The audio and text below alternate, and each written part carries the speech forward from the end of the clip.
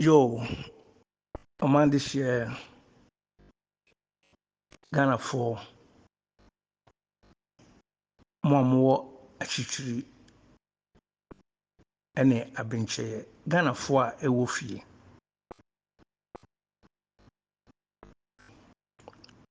Mama nyina achen emomo ha emomo adwo. Enkosi mpempenso ne baabi a oti biara na medesa nchi akese efri amamre amane ene amanyonsem TV so a mede ebremo sabre Ghana for munyi masum na muntie yie pa enkanka asantemane ene mu adehia. Yes, obi de odehia ba. Obi de Ali se Boniface se GHPG minim se onim nea okeka. Ya me kasa sabre ye frame bafo kumi achian doma aduana ntuntum de hye konkron. A meda sa page we ano ewo YouTube amamre amane ene amanyonsem TV. Sabi mpreduasa yetete me wo fie da bia me kirim kase efa benkumo efa ni phone me edihye prekope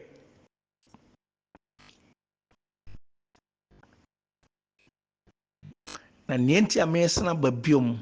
abeye sa audio wi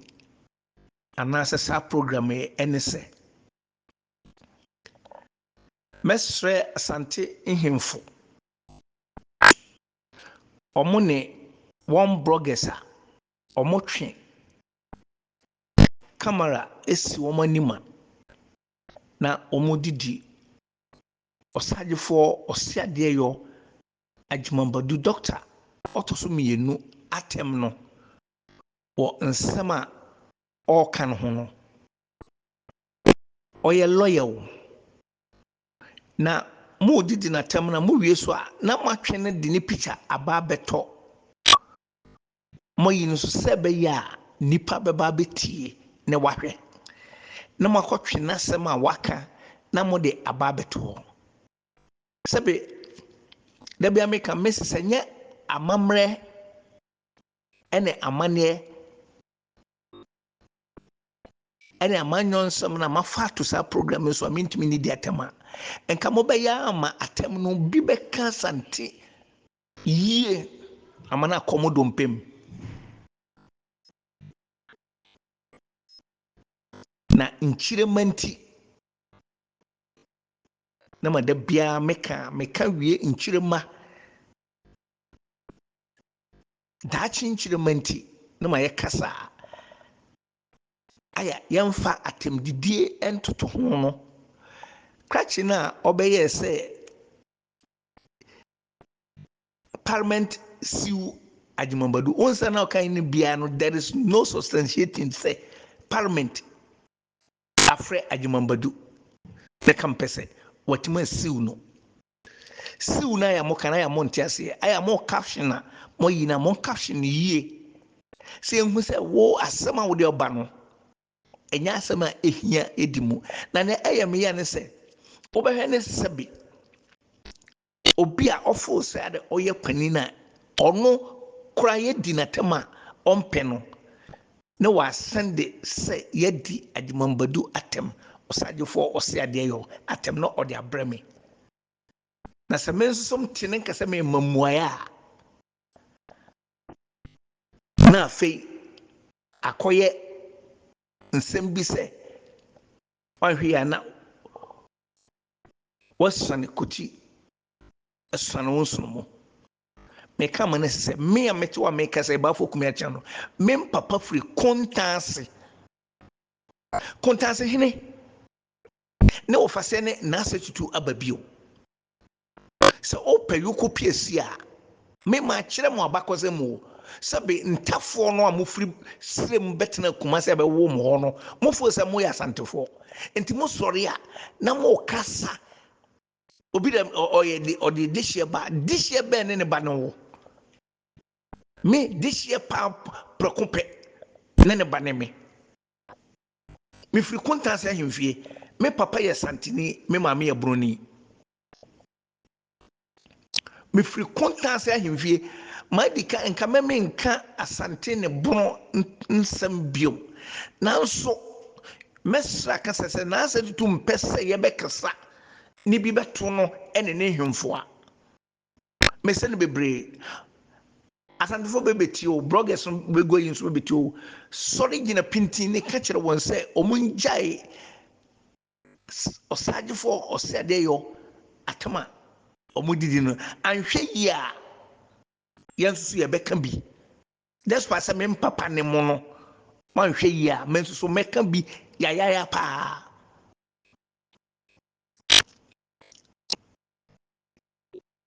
manhwɛ yi a meka bi ya pa na mempene saa meka kyerɛ mu mane sisɛ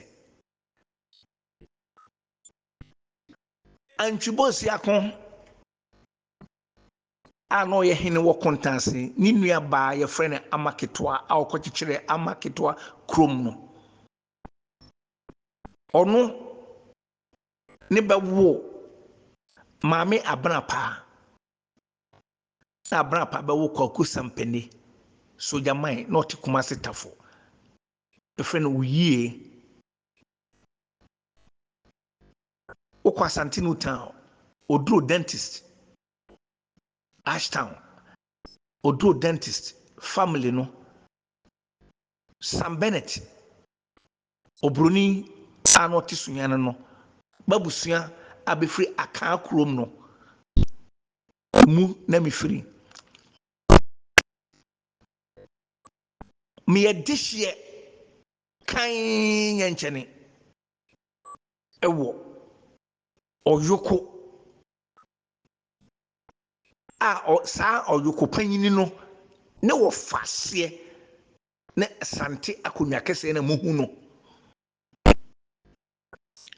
maka akyerɛ mo wo sa nipa na wo kasa wo bedidi Agyemang Badu atem no bra abonten ne bɛkyerɛ asante part a wo firi mu anti a wo yɛ dihye kyerɛ me kwamkome bafo akyew dɔma aduana tuntun dihye kronkron a me kasa muni chefa bia wa asante manim na yɛka abakɔsɛm a sɛbe moyɛ mokɔ no kase sɛ ɛnya ade a mobetie nokore meka de me nsasimi bu de me nsasima chi sɛ Dormaahene anase kuro Dormaahene kuro no ɛbɛgya asante kingdom na moka no 1300 ne Dormaahene ɛbɛbɔ ase ɛwɔ Gold Coast no mu sabre ne eni asanteman wɔ hɔ mo bloggers no a mugu ayisu no sabe manko school adwadie ne mu di no a munnim abakɔsɛ munsua ahwe no munnim nwoma no gise adwadie na mu di no mo sora no mobɛka abakɔsɛm bi a eni nwomam na obi board professor Agyemang ofri dwenim no on the kran mi di ne ho yaw kese pa mi di ne ho yaw saro a professor in history for one twitwifom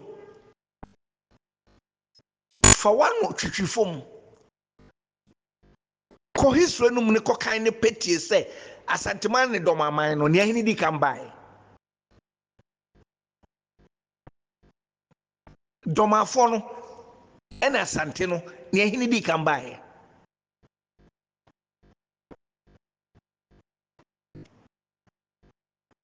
Sankura na mo keka nsama upese mo di osadefo na no twitwifo mu mo di ni ti twitwifo mu mo di ni ti ko hyesumbram se hene a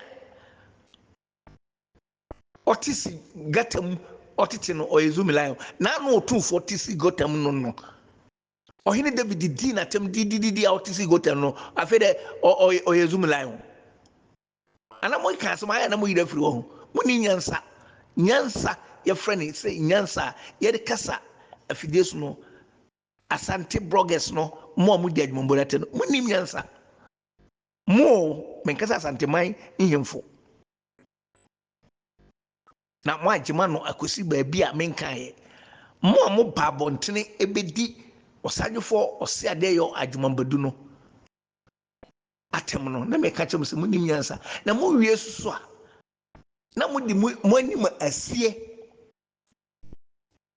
enka wo ba no na wo gina fidie ne so mfa kyenhye oti mfa kikibia nhye oti ma wani meto plainly ne fa ka asema wo de oka no te se na da no obi be ye wo se yen gya no onko doma no nkotwa Osadefo ti no da minute na be gina fidie ne so na opachew sabi ni ka ye party wo ye bema no wo yiwanim no do pictures abeto so opa no wabɔ card number bibia say trace what dress baby ebe hu na say ye several letter ye nya kwan so a several no aba no obegina nie ntia ese udidi Osadefo Ɔseadeɛyɔ Nana Agyemang Badu the second attempt na anya wei ni be mama kasa atia asante cause me papa nchinkafo no ebi no won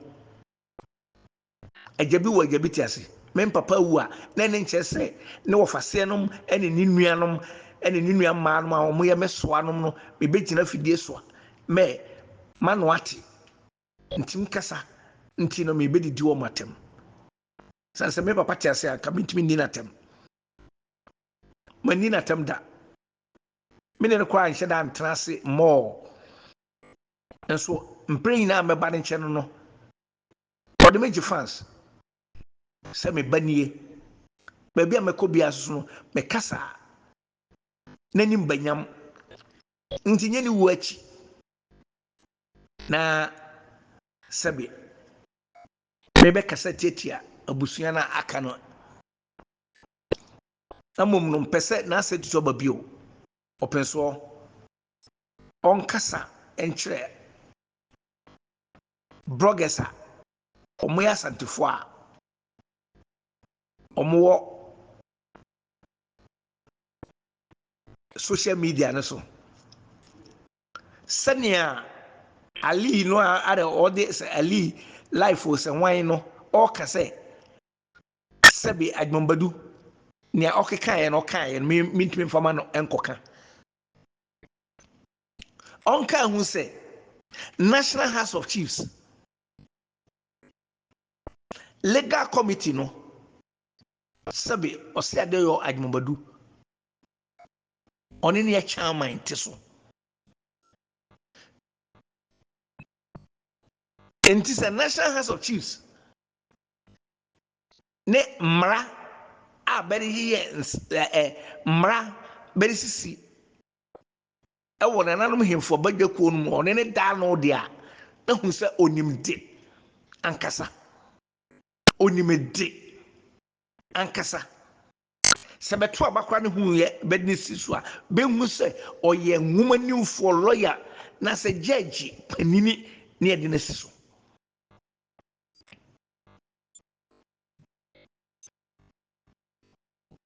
okay kan won sam se ne wo kan ye no Ali na person che say ba bedi ni siso no ba dwene wo fom ntima be koshia ya be pointing ne say onye chairman mehwe mra ewo nananom ehimfo badwakuo num no omeda no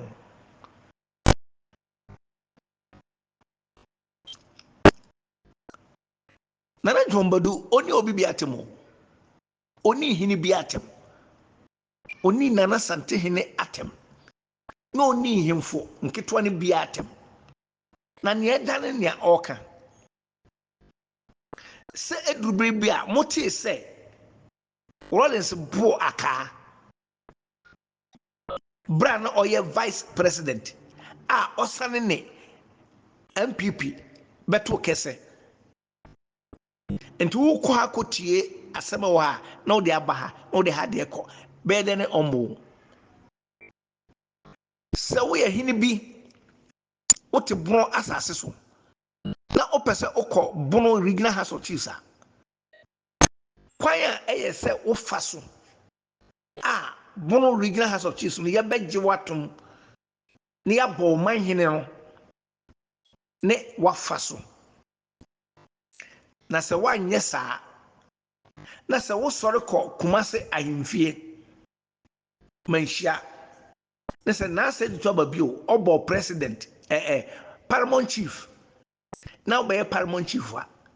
enti ye ma wo nsa no mfa wakonnwa metena bono regional house of chiefs asa mo konsanto kwa hunu we no mo adwene etimosen se wonya ba bia kwame aba paramount chief se hono besoma adan no onkonko tena ho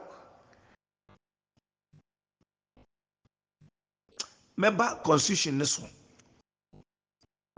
na mom nia meka asre nyentia me ye saa yi we ne ye ali no ene bebi de ohene ba nsema wo bekeka na we amanfo asende amame no eno se we amekan montagia nkosi se na se Tutu aba bi o ne nsa beka masama mekan bi se onfre ne bloggers ne one omon kasa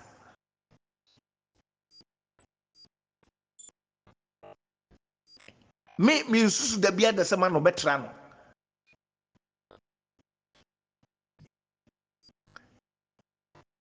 ti messe no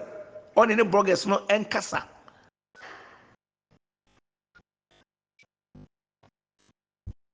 na sebe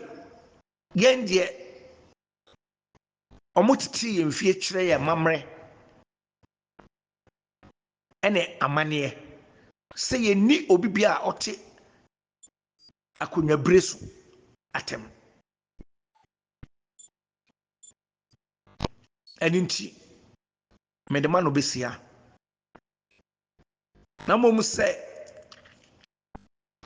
anhwe ya na ekoye se sofu bi ko kroma a okanyame asem etu nipafo omontwe ho mfre adwamamo ho ene nsanom ho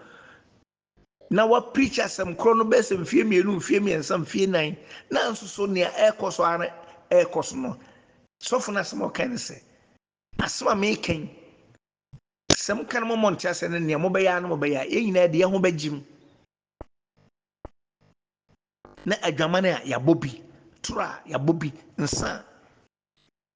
enyina ya nom mempenesa se obehwe me kasa fa mamre ho ena amane ho ne ma beso na ase Tutu obio a oye me papa kuma na me bedidi na tem nyame pangu na mom ebasa ebeka ahemfo nketwa ne bi ebeka ahemfo nketwa ne bi memfasa akwanya we